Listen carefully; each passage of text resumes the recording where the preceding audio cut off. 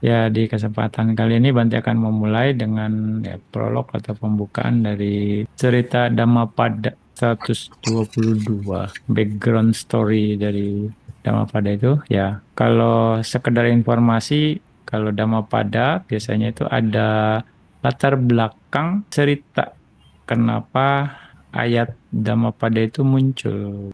Selalu ada kejadian behind the story. Jadi tidak muncul tiba-tiba syairnya, tapi karena ada cerita sebelumnya mendahului sehingga Buddha memberikan wejangan dhamma yang berupa syair tersebut sebagai kesimpulan mau dibilang dari kejadian tersebut. Di cerita ini terjadi di Jetawana. Ya, di Jetawana ketika Buddha tinggal di Sawati. Jetawana itu wilayahnya Anatapindika. Hubungannya sama orang kaya namanya Bilala Padaka. Ya, ini Dhammapada 122. Pada saat itu di Sawati, ada seorang laki-laki yang terinspirasi setelah mendengarkan khotbahnya Buddha. Buddha berceramah, selesai, dan dia terinspirasi untuk mempraktekkan tentang berdana. Jadi di sana Buddha menjelaskan bahwa berdana bukan hanya diri sendiri, tapi juga mengajak orang lain untuk berdana. Selain diri sendiri melakukan berdana, juga mengajak orang lain untuk berdana. Justru itu menghasilkan banyak kebajikan. Salah satu akibatnya di kehidupan berikutnya, Anda akan jadi kaya raya dan akan banyak pengikut. Dan juga suara Anda akan didengar. Anda akan punya pengaruh. Itu akibat dari berdana dan juga mengajak orang lain berdana. Dia terinspirasi karena khotbah dana itu. Jadi memang ada kurang lebih ada 4 kemungkinan ya. Ada orang yang berdana, akibatnya dia jadi kaya, tapi dia tidak ngajak orang lain berdana, makanya dia nggak banyak pengikutnya, tidak ada pengikutnya. Ada orang yang tidak berdana, menyebabkan dia tidak jadi kaya, tapi dia mengajak orang lain berbuat baik, sehingga dia banyak pengikutnya walaupun miskin atau kondisinya biasa-biasa saja, tapi dia banyak pengikutnya, tapi dia punya pengaruh ucapannya. Karena dia mengajak orang lain berbuat baik, berdana, tapi dia tidak berdana. Dia hanya menyarankan orang lain berdana. Ada yang ya dia tidak berdana juga tidak menyarankan orang lain untuk berdana juga atau berbuat baik. Ya, dia tidak kaya dan tidak punya pengikut. Dan yang terakhir, dia berdana dan juga mengajak orang lain untuk berbuat baik, berdana juga. Dan dia akan menjadi kaya raya dan akhirnya di kehidupan berikutnya dia punya banyak pengikut dan ucapannya akan didengar. Ucapannya punya pengaruh yang besar gitu ya. Orang akan ikut aja, orang akan nurut aja, berpengaruh. Itu 4 variasi seseorang ya. Jadi kita harus mengerti kondisi ini. Jadi ada orang kaya tapi nggak punya banyak pengikut. Ada orang kaya yang punya banyak pengikut. Ada orang miskin ya yang nggak punya banyak pengikut, tapi ada orang miskin yang banyak pengikutnya. Ya, itu variasi-variasinya ya. Lelaki ini terinspirasi oleh khotbahnya Buddha. Ya, jadi dia mengundang Buddha dan murid-muridnya sangga untuk menerima dana makan. Dan Buddha setuju. Buddha setuju untuk itu. Dan dia mengajak penduduk yang lain untuk berdana sesuai kemampuan. Mengajak penduduk yang lain untuk berdana sesuai kemampuannya. Karena terinspirasi oleh khotbahnya Buddha. Jadi dia memberikan kesempatan yang lain dengan mengajak yang lain untuk berbuat baik sama-sama. Di satu sisi ada orang yang nggak suka. Yang nggak suka ini orang kaya ini. Orang kaya ini yang namanya Bilala Padaka. Dia nggak suka, tidak setuju juga, dan dia ngoceh sendiri. Dasar orang miskin, Kenapa nggak undang biku yang sesuai kemampuan dia aja yang dia bisa kasih daripada keliling merayu orang. Dia salah. Orang kaya ini karena saya udah nggak suka dan juga nggak setuju, dia malah menganggap orang yang lelaki ini merayu orang untuk ikut berdana, merayu orang untuk berbuat baik. Padahal niat baik si orang ini adalah untuk mengajak, bukan merayu. Beda ya, mengajak sama merayu. Persuasifnya beda. Nah, dia udah salah, salah persepsi, salah menilai orang baik ini gitu. Dan juga dasarnya adalah ketidaksukaan. Nah, ini juga banyak di masyarakat. Ketika kita berbuat baik, ada saja orang yang tidak suka. Ada saja orang yang pada akhirnya salah persepsi sama kita. Ya, salah menilai niat kita baik. Padahal malah mungkin curiga sebenarnya. Balik lagi, itu urusan dia, bukan urusan kita ya. Nah, seperti case ini. Jadi, dia sampai orang kaya ini, karena dia mungkin merasa kaya, jadi dia nggak mau, mestinya saya atau bagaimana. Ya, sampai dibilang, bantu ulang lagi, dasar miskin, kenapa nggak undang biku aja sesuai kemampuannya, daripada keliling merayu orang gitu, merayu orang-orang gitu. Dia rasa ketidaksukaannya diekspresikan, dia jadi ngoceh sendiri. Lalu tiba laki ini di orang kaya ini, di Bilala Padaka ini, dan dia panggil pemuda ini, laki ini, dan dia kasih berasnya sedikit. Kasih waktu itu ya diceritakan dia kasih beras, kasih molasses ya, dan juga menteganya sedikit. Padahal dia kaya. Nah, dia kasih pun dasarnya karena nggak suka. Dan dia kasihnya sedikit. Begitu dikasih, yang sedikit ini udah dikasih, laki ini memisahkan tempatnya. Dipisahin gitu. Ditaruh di tempat lain. Orang kaya ini nggak ngerti dan curiga. Kenapa kok dipisah? Yang lain digabung, yang ini kok dipisah gitu. Dia malah curiga. Mungkin biar orang-orang tahu nih kalau dia kasih sedikit. Orang-orang tahu kalau dia kasih sedikit dan itu mau bikin dia malu gitu. Ya udah nggak suka, ya dia nggak setuju, nggak suka, dia curiga, berpikir jahat gitu.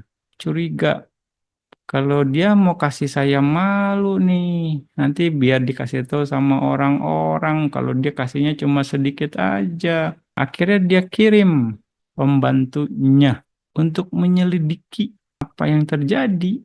Akhirnya pembantunya mengetahui, melihat bahwa lelaki ini menyampur pemberian yang sedikit ke masing-masing tempat yang sudah disiapkan, yang sejenis. Artinya dia masak kayak nasi kari. Ya, ini kebutuhannya apa ya? Berasnya dicampur sama yang lain, terus kebutuhan apa yang molasesnya. Pokoknya dicampurin semuanya. Pemanisnya, molasesnya, sehingga dengan harapan bahwa orang kaya ini akan mendapatkan manfaat yang besar karena di setiap makanan yang disediakan ya dana dia ada, niat si pendonor ini, si laki-laki ini baik, niatnya baik, tapi malah dicurigain sama si orang kaya ini. Nah, lalu pembantunya menceritakan ini. Pembantunya menceritakan apa yang telah dia lihat.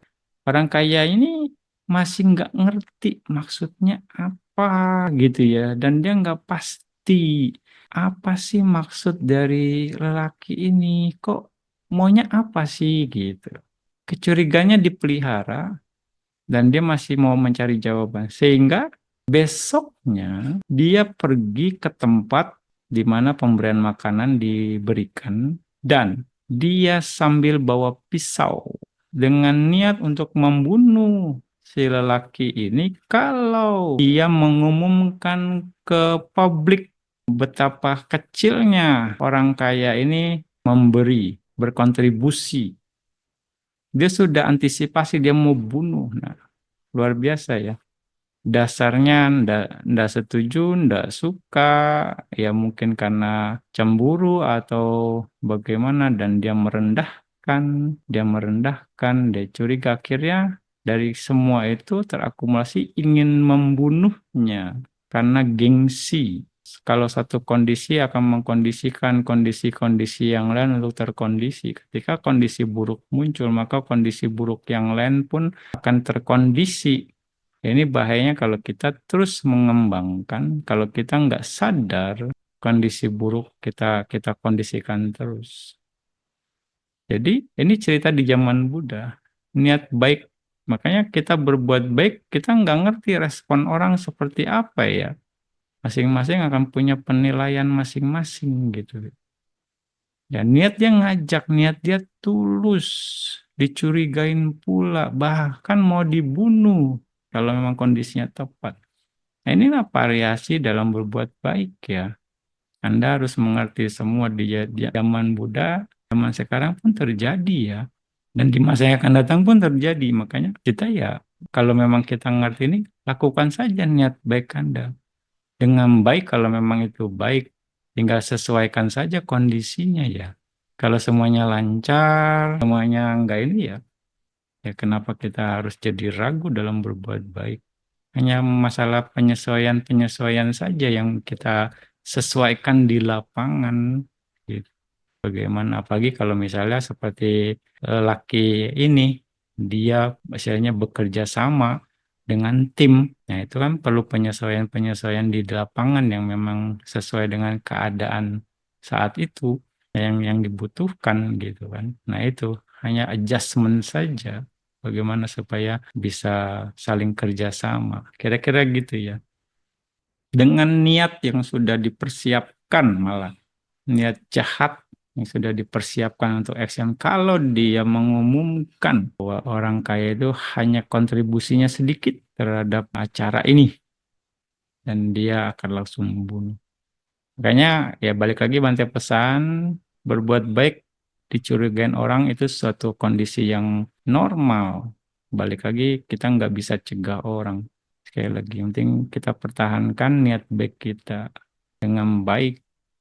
Nah, ini adalah ya kusala bisa mengkondisikan aku salah terkondisi. Ya, ini salah satunya ya variasinya. Tapi kita hanya menjaga niat baik, kita hanya berusaha ini.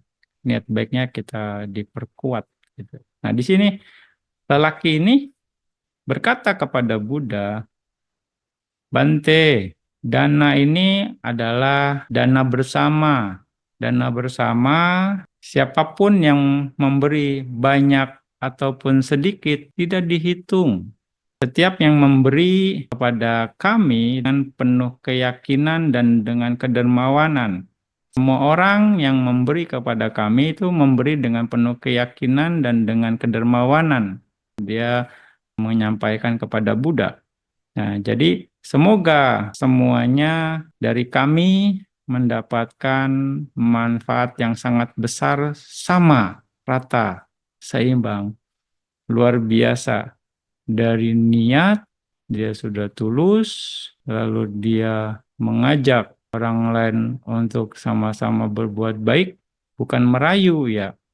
Lalu dia mencoba untuk semoga yang ngasih banyak ataupun sedikit semuanya ini jadi kebajikan bersama sehingga semuanya bisa sama-sama mendapatkan manfaat yang sama besarnya karena niatnya itu luar biasa. Ketulusannya, kebaikannya, kemurnian pikirannya. Tapi balik lagi di satu sisi yang tidak diketahui, dia dicurigain, dia dibully, direndahkan gitu kan. Bagi kepada orang-orang yang tidak suka, bahkan mau dibunuh karena gengsi gitu kan. Karena mempertahankan gengsinya, dia mau dibunuh, mau dijahatin gitu. Nah, itu variasi-variasi yang timbul. Ketika si orang kaya ini mendengar kalimat ini, dia sadar bahwa istilahnya dia telah salah menilai orang baik ini, gitu. Dia salah menilai orang baik ini dan dia berpikir, dia merenung kalau dia tidak mengakui kesalahannya, dan tidak meminta maaf kepada dia, pada lelaki yang baik ini, dia akan terlahir di alam apaya. Karena salah menilai orang baik, mencurigai orang baik, dan bahkan berniat jahat pada orang baik. Jadi dia berkata, oh temanku, saya telah berbuat kesalahan yang besar pada Anda dengan berpikir jahat terhadap Anda. Tolong maafkan saya. Dia minta maaf langsung, dia mengatakan jujur, mengakui kesalahannya. Dan Buddha mendengar orang kaya ini meminta maaf dan mengerti alasan kenapa minta maaf. Lalu Buddha memberikan wejangan ini. Muridku, Anda harusnya tidak berpikir bahwa dengan memberikan sedikit, bagaimanapun pemberian walaupun sedikit itu akan menjadi besar kalau Anda memberikannya istilahnya dengan rutin. Itu pemberian itu menjadi kebiasaan. Kira-kira seperti itu. Jadi jangan berpikir sedikit. Kalau sering dilakukan, itu akan menjadi kebiasaan, justru itu akan menjadi besar. Karena habitualnya itu. Walaupun sedikit. Makanya nanti sering bilang, walaupun kita memberi sedikit, kebajikan itu kecil, tapi sering dilakukan. Nah, ini akan jadi sangat besar kekuatannya. Karena terus dilakukan lagi dan lagi. Akhirnya di versi ini Buddha mengatakan, ya seseorang harusnya tidak berpikir telah melakukan kebajikan yang kecil dengan membayangkan bahwa kebajikan yang kecil ini nggak berefek sama saya gitu.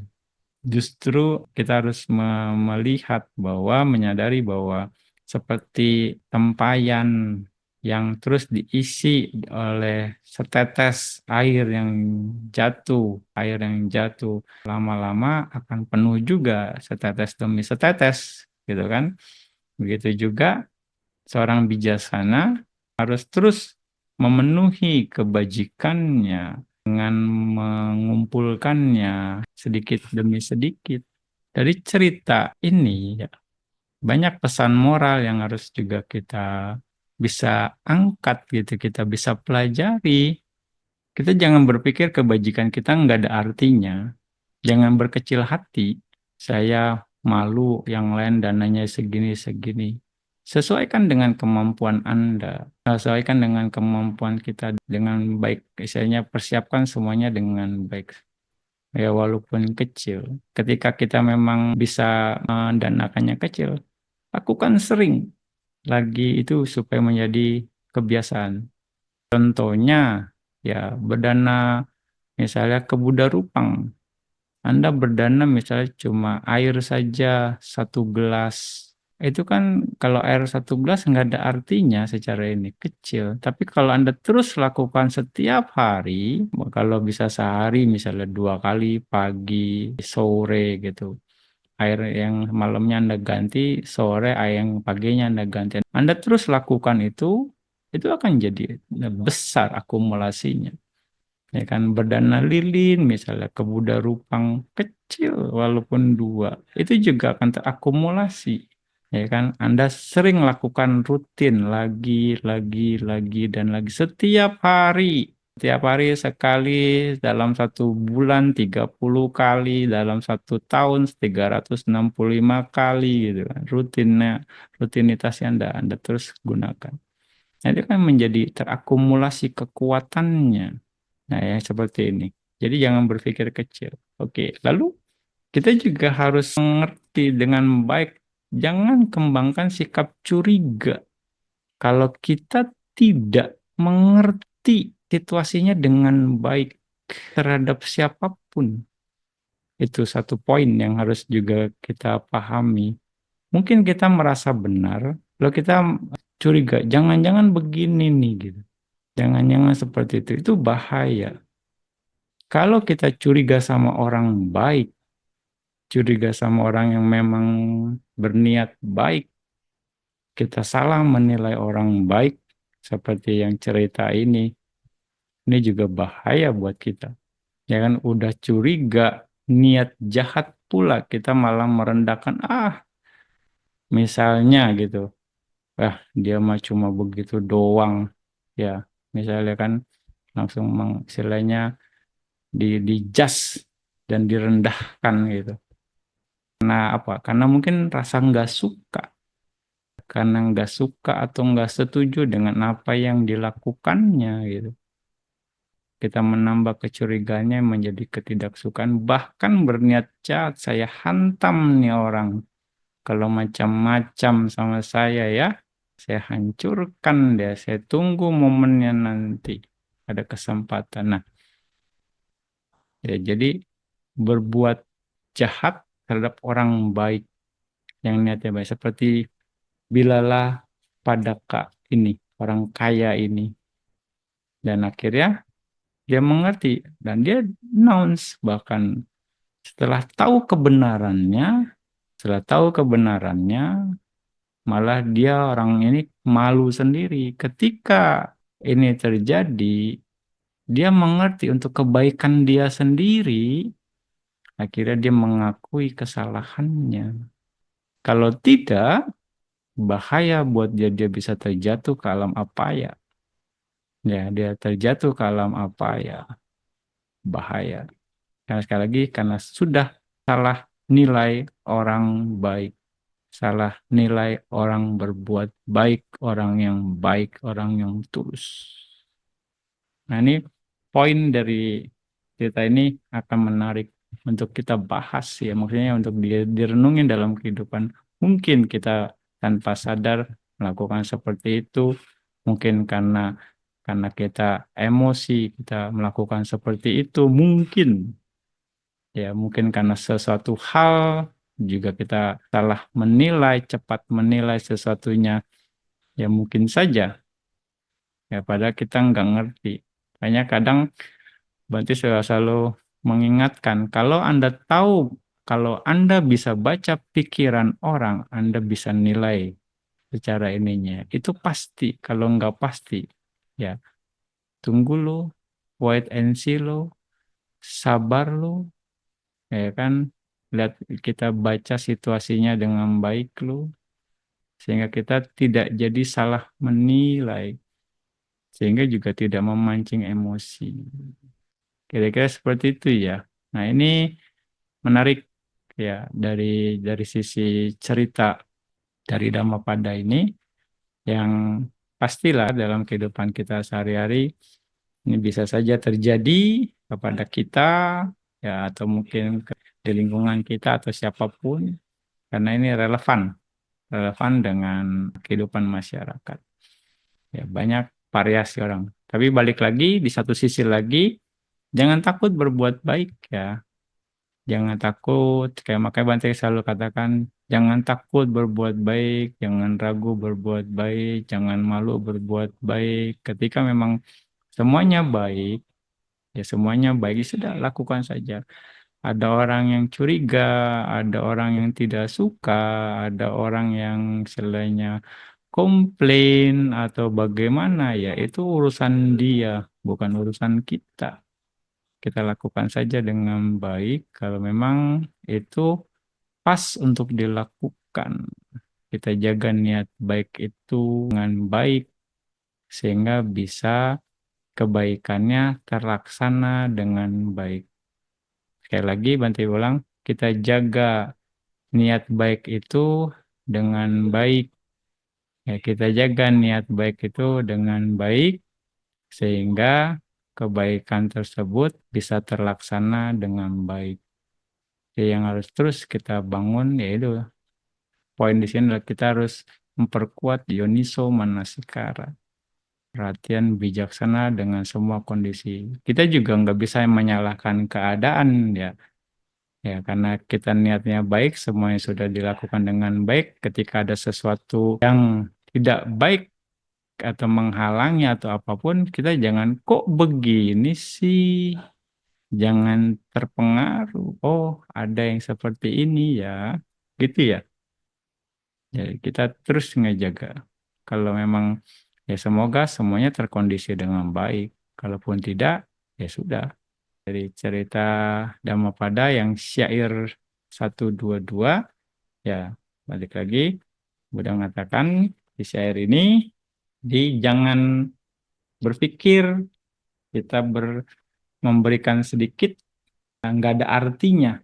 Ya, kita memberikan sedikit, tidak akan berakibat kepada saya. Ya, kita harus ingat seperti pot air atau tempayan yang diisi oleh tetesan air yang setetes demi setetes yang akhirnya penuh. Ya, karena tetesan air itu, begitu juga seseorang yang bijak harus memenuhi kebajikannya itu dengan mengumpulkannya sedikit demi sedikit secara konsisten. Demikian ya dari Bante, semoga cerita ini bisa menginspirasi kita dan juga bahan perenungan kita ya. Terus semangat berbuat baik dan juga kita sendiri, kita jaga kebaikan dalam diri kita ya. Kita jaga kebaikan dalam bahasa umum nih ya. Kita jaga kebaikan dalam hati kita. Kita jaga supaya Yoniso Manasikara terus kita bangun, terus kita perkuat, terus kita jaga. Ya.